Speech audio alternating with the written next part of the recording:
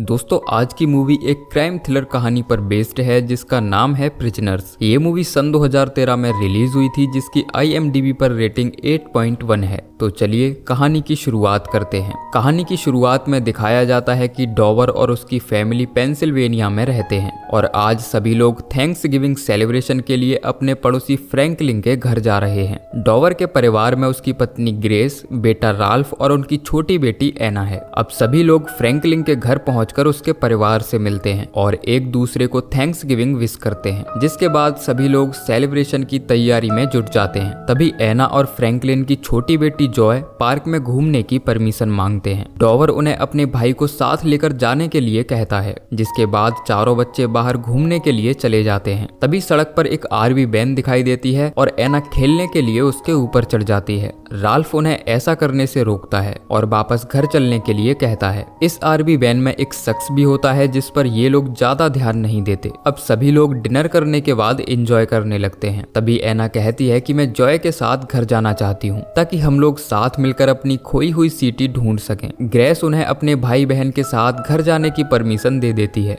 जिसके बाद एक बार फिर ये लोग सेलिब्रेशन में डूब जाते हैं। अब जब पार्टी खत्म होती है तो डॉवर देखता है कि एना और जॉय अभी तक घर वापस नहीं लौटी हैं। जब वह राल्फ और एलिजा से उनके बारे में पूछता है तो उन्हें कुछ भी पता नहीं होता, जिसके बाद डॉवर अपने घर जाकर पूरा घर छान मारता है, लेकिन लड़कियों का कोई अता पता नहीं होता। तभी राल्फ बताता है कि कुछ देर पहले जब हम घूमने आए थे तब हमारे घर के पास एक RV वैन खड़ी थी। ये सुनकर डॉवर को उस RV वैन वाले पर शक हो जाता है और वह इस घटना के बारे में पुलिस को इन्फॉर्म करता है। जब ये सूचना डिटेक्टिव लॉकी को मिलती है तो वह इमीडिएटली उस वैन की तलाश में जुट जाता है। दरअसल डिटेक्टिव लॉकी एक बहुत ही काबिल ऑफिसर है जिसने अभी तक सभी केसेस को सॉल्व किया है और वह जल्दी ही उस RV वैन को ढूंढ निकालता है। वह आदमी भागने की कोशिश भी करता है लेकिन पुलिस उसे पकड़ लेती है, जिसके बाद लॉकी RV वैन चला रहे शख्स को अरेस्ट करके पुलिस स्टेशन ले जाता है, जहां वह उसे उन दोनों लड़कियों के फोटो दिखाता है और पूछता है कि लड़कियां कहां हैं। एलेक्स कहता है कि मैं इन्हें नहीं जानता, मैंने किसी को किडनैप नहीं किया है। वहीं फॉरेंसिक टीम को भी RV वैन से कोई सुराग नहीं मिलता, जिसके बाद लॉकी इन्वेस्टिगेशन करने के लिए एलेक्स की आंटी के घर जाता है जिसका नाम होली है और वह बताती है कि जब एलेक्स 6 साल का था तो एक कार एक्सीडेंट में उसके माता पिता की डेथ हो गई थी। तब से वह किसी से ज्यादा बात नहीं करता। लॉकी जब उसके बेडरूम की तलाशी लेता है तो वहां उसे एक टॉय RV वैन और होली के पति की तस्वीर मिलती है। वह बताती है कि आज से 5 साल पहले हम दोनों के बीच झगड़ा हुआ था और मेरे पति नाराज होकर कहीं चले गए और कभी वापस नहीं लौटे। अब अगले दिन डिटेक्टिव डॉवर और फ्रैंकलिन के घर जाता है। डॉवर पूछता है कि तुमने जिस RV वैन वाले को अरेस्ट किया था उसका क्या हुआ। लॉकी बताता है कि मैंने उस लड़के से 10 घंटे तक पूछताछ की और मुझे पता चला कि उस लड़के का दिमाग किसी 10 साल के बच्चे जैसा है। उसका IQ बहुत कम है, इसीलिए वह तुम्हारी बेटी को किडनैप नहीं कर सकता। डॉवर कहता है कि फिर वह वैन कैसे चला सकता है और अगर उसने कुछ भी गलत नहीं किया है तो फिर उसने भागने की कोशिश क्यों की। लॉकी बताता है कि उसके पास वैलिड ड्राइविंग लाइसेंस है और हमें उसके खिलाफ ऐसा कोई सबूत नहीं मिला है जिससे हम उसे दोषी साबित कर सकें, इसीलिए कल उसे रिहा कर दिया जाएगा। लेकिन डॉवर को शक होता है कि उनकी बच्चियों को एलेक्स ने ही किडनैप किया है, इसीलिए वह उसे तब तक हिरासत में रखने के लिए कहता है जब तक कि उनकी बेटियां नहीं मिल जाती। वहीं अब लॉकी इस जगह रहने वाले 9 ऐसे लोगों का पता लगा लेता है जो पूर्व में यौन शोषण के अपराधी रह चुके हैं। जब वह इन्वेस्टिगेशन करने के लिए एक पादरी के घर जाता है तो वह नशे में धुत पड़ा होता है। तभी उसे यहाँ बेसमेंट का एक सीक्रेट दरवाजा मिलता है। लॉकी उस बेसमेंट के अंदर जाता है और देखता है कि यहाँ एक चेयर से बंधी हुई डेड बॉडी पड़ी है जिसे शायद बहुत ही दर्दनाक तरीके से मारा गया था। जिसके बाद डिटेक्टिव पादरी को अपने कब्जे में लेता है और उस शख्स के बारे में सब कुछ बताने के लिए कहता है। वह बताता है कि ये शख्स मेरे पास कन्फेशन के लिए आया था और उसने एक्सेप्ट किया था कि अब तक वह 16 बच्चों को मार चुका है और शायद आगे भी और बच्चों को मारेगा, इसीलिए मैंने उसे यहाँ बंदी बनाकर मार डाला। वहीं डॉवर और फ्रैंकलिन पुलिस के साथ मिलकर अपनी बेटियों को जंगल में ढूंढ रहे होते हैं। अब अगले दिन पुलिस एलेक्स को रिहा कर देती है क्योंकि उसके खिलाफ उन्हें कोई सबूत नहीं मिलता। जब ये बात डॉवर को पता चलती है तो वह गुस्से में पुलिस स्टेशन जाता है और एलेक्स पर हमला कर देता है और पूछता है कि तुमने मेरी बेटी को कहाँ छुपाया है। इस हमले से एलेक्स काफी डर जाता है और कहता है कि जब तक मैं उनके साथ था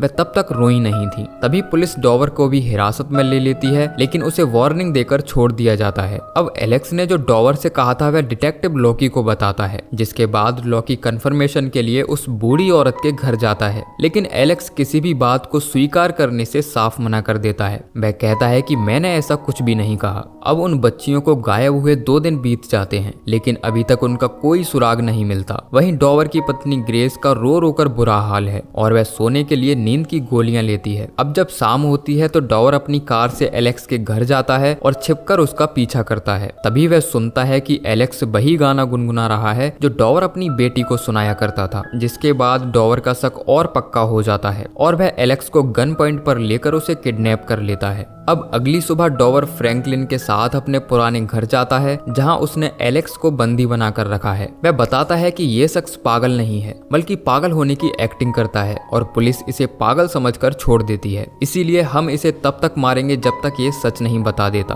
वरना हमारी दोनों बेटी मारी जाएंगी। जिसके बाद डॉवर एलेक्स को पीटना शुरू करता है और उसे तब तक मारता है जब तक वह थक नहीं जाता, लेकिन एलेक्स अपना मुंह नहीं खोलता। वहीं लॉकी अपनी रिसर्च के दौरान एक ऐसे परिवार से मिलता है जिनके बच्चे को आज से 26 साल पहले किसी ने किडनैप कर लिया था और उस समय भी उनके घर के पास एक आरवी वैन देखी गई थी। यानी कि हो सकता है कि एना और जॉय को भी उसी शख्स ने किडनैप किया हो। वहीं अब एना और जॉय को गायब हुए 4 दिन बीत जाते हैं और पुलिस के हाथ अभी भी कुछ नहीं लगता। डॉवर और फ्रैंकलिन के परिवार की उम्मीदें अब खत्म होती जा रही थी, इसीलिए बहुत सारे लोग उन्हें हिम्मत बंधाने के लिए घर के सामने इकट्ठा होते हैं। यहाँ डिटेक्टिव लॉकी भी होता है और तभी यहाँ उसकी नजर एक संदिग्ध पर्सन पर जाती है जो लॉकी को देखते ही भागने लगता है। लॉकी भी उसका पीछा करता है, लेकिन वह उस पर हमला करके भागने में कामयाब हो जाता है। लेकिन लॉकी उसका चेहरा देख लेता है और वह अगले दिन उस आदमी का स्केच बनवाकर मीडिया में रिलीज करवा देता है। तभी उसे एक लड़की का फोन आता है जो बताती है कि वह हर हफ्ते यहाँ छोटे बच्चों के कपड़े खरीदने आता था, लेकिन कैश में पेमेंट करने के कारण यहाँ उसकी कोई जानकारी नहीं होती। जिसके बाद लॉकी उस लड़की को अपना कार्ड देता है और कहता है कि अगर वह यहाँ दोबारा आए तो मुझे कांटेक्ट करना। तभी उसे पता चलता है कि एलेक्स को किसी ने किडनैप कर लिया है और पिछले 24 घंटे से वह गायब है।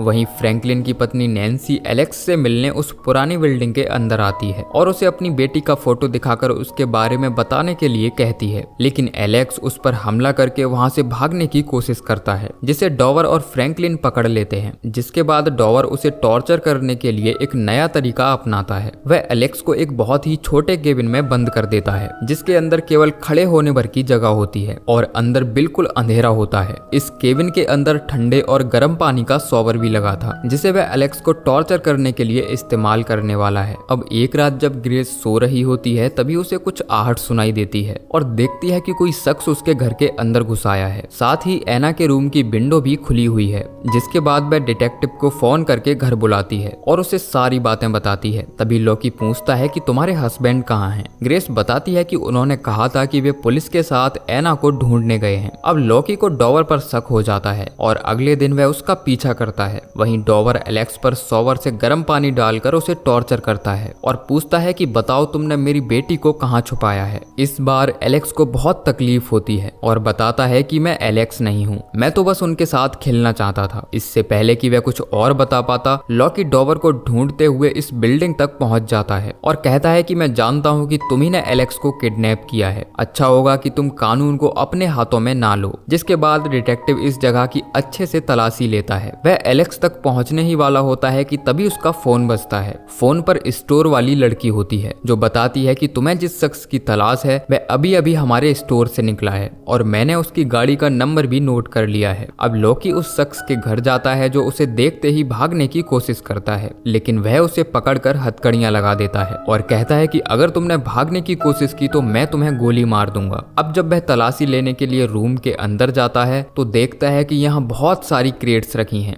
जैसे ही वह इन्हें खोलता है तो इनके अंदर खून से सने हुए छोटे बच्चों के कपड़े और बहुत सारे सांप बंद होते हैं। उसे यहाँ एक डायरी भी मिलती है जिसमें कुछ अजीब तरह के मैप बने थे। अब लॉकी कपड़ों की पहचान करवाने के लिए डॉवर, फ्रैंकलिन और उसकी पत्नी को स्टेशन बुलाता है और जब ये लोग उन तस्वीरों को देखते हैं तो एना और जॉय के कपड़ों को पहचान लेते हैं जिन पर खून लगा हुआ था। यानी कि शायद अब उनके बच्चे इस दुनिया में नहीं हैं। इस बात से वे सभी लोग बुरी तरह टूट जाते हैं। वहीं पुलिस स्टेशन में बंद बॉब को दिखाया जाता है, जिसने अभी तक अपना जुर्म एक्सेप्ट नहीं किया है और वह पिछले कई घंटों से किसी भूल भुलैया का मैप बनाने में लगा हुआ है। लेकिन लॉकी के सब्र का बांध टूट जाता है और वह सेल के अंदर जाकर बॉब को पीटने लगता है। जब बाकी ऑफिसर्स उसे बचाने आते हैं तो बॉब उनकी गन निकालकर खुद को गोली मार लेता है और एक बार फिर पुलिस के हाथ कुछ भी नहीं लगता। वहीं दूसरी तरफ डॉवर एक बार फिर एलेक्स के पास आता है और कहता है कि अगर तुम मुझे मेरी बेटी का पता बता दोगे तो मैं तुम्हें जाने दूंगा। एलेक्स कहता है कि वह भूल भुलैया में है, लेकिन वह ये नहीं बता पाता कि भूल भुलैया कहाँ है। अब डॉवर उस जगह का पता लगाने के लिए एलेक्स की आंटी से मिलता है। वह बताती हैं कि मैं और मेरे पति काफी धार्मिक किस्म के इंसान थे, लेकिन हमारे बेटे की कैंसर से मौत हो गई, जिसके बाद हमने एलेक्स को गोद ले लिया। लेकिन वह किसी से ज्यादा बात नहीं करता क्योंकि बचपन में वह स्नेक्स से काफी डर गया था। हालांकि यहाँ से डॉवर को उस भूल भुलैया के बारे में कोई जानकारी नहीं मिलती।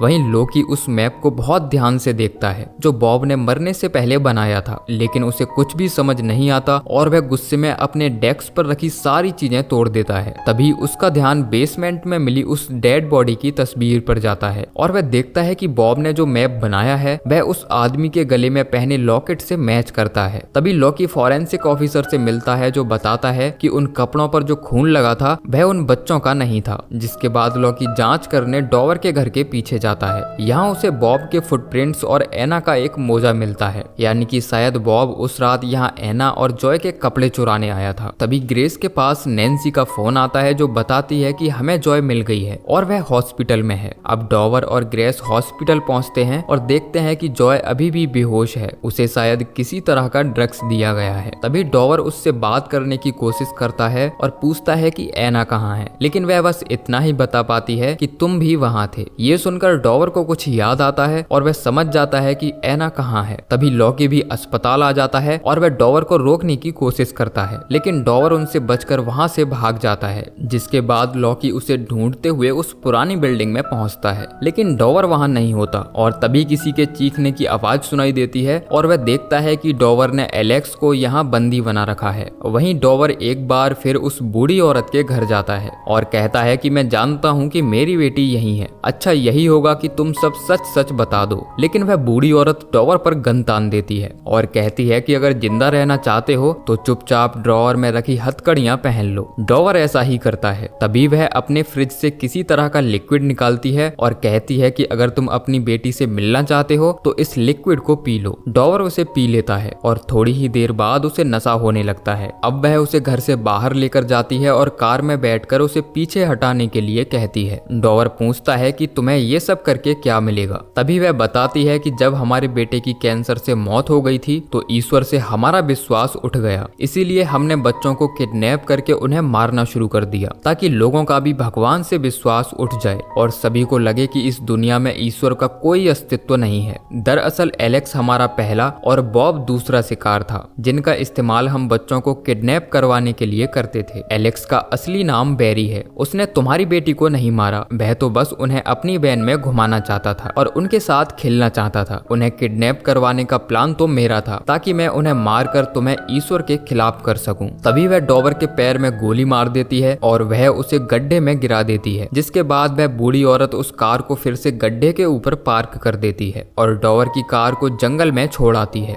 तभी डॉवर को उस गड्ढे के अंदर एक रेड कलर की सीटी मिलती है जो उसी की बेटी की थी। वहीं डिटेक्टिव लॉकी उस बूढ़ी औरत के घर आता है और देखता है कि उसके पति ने बिल्कुल वैसा ही लॉकेट पहना है जैसा बेसमेंट में मिली उस लाश से बरामद हुआ था। यानी कि पादरी ने जिस आदमी को मारा था वह कोई और नहीं बल्कि वह इस बूढ़ी औरत का पति था और उसने कन्फेस किया था कि वह अब तक 16 बच्चों को मार चुका है। अब लॉकी उस बूढ़ी औरत को ढूंढना शुरू करता है और देखता है कि वह एना को जहर का इंजेक्शन दे रही है। लॉकी उस पर गन पॉइंट करते हुए हाथ ऊपर करने के लिए कहता है। तभी दोनों तरफ से गोली चलती है जिसमें वह बूढ़ी औरत मारी जाती है और लॉकी को भी गोली छूकर निकल जाती है जिसमें वह काफी जख्मी हो जाता है। जिसके बाद वह एना को लेकर हॉस्पिटल की तरफ जाने लगता है। हालांकि गोली लगने की वजह से उसे कार चलाने में काफी परेशानी हो रही थी, लेकिन वह किसी तरह एना को हॉस्पिटल तक पहुंचा देता है। अब अगली सुबह हम देखते हैं कि एना की जान बच गई है और वह लॉकी को थैंक्स कहने आई है। हालांकि उसे अभी पूरी तरह ठीक होने में थोड़ा समय लगेगा। लगेगा। तभी ग्रेस लॉकी को बताती है कि वह अपने पति को लेकर काफी परेशान है। वह पिछले 2 दिनों से गायब हैं और अभी तक उनका कोई फोन नहीं आया है। लॉकी कहता है कि मैं जल्द ही उन्हें ढूंढ लूंगा। अब अगले दिन लॉकी उस बूढ़ी औरत के घर जाता है जहां फॉरेंसिक टीम एविडेंस कलेक्ट करने के लिए खुदाई कर रही होती है, क्योंकि पुलिस को शक होता है कि उस बूढ़ी औरत ने और भी बहुत सारे बच्चों को यहाँ दफना कर रखा होगा। तभी लॉकी को सीटी बजने की आवाज सुनाई देती है जो उस कार के नीचे बने गड्ढे से आ रही थी और इसी के साथ सीन कट हो जाता है। यानी कि शायद डिटेक्टिव लॉकी ने डोवर को भी ढूंढ लिया होगा और उसकी जान बच गई होगी। वहीं हम न्यूज़पेपर में देखते हैं कि बैरी यानी कि एलेक्स को 26 साल बाद उसकी फैमिली के पास वापस भेज दिया जाता है। यानी कि बैरी की असली फैमिली वह बूढ़ी औरत नहीं बल्कि वह महिला थी जिसके यहाँ लॉकी पूछताछ करने के लिए गया था। और इसी के साथ ये मूवी एंड होती है। तो दोस्तों ये थी कहानी प्रिजनर्स मूवी की, जो जरूर आपको पसंद आई होगी। बाकी आप नीचे कमेंट करके बता सकते हो कि आपको ये कहानी कैसी लगी। मिलते हैं अगली वीडियो में, तब तक के लिए जय श्री कृष्ण।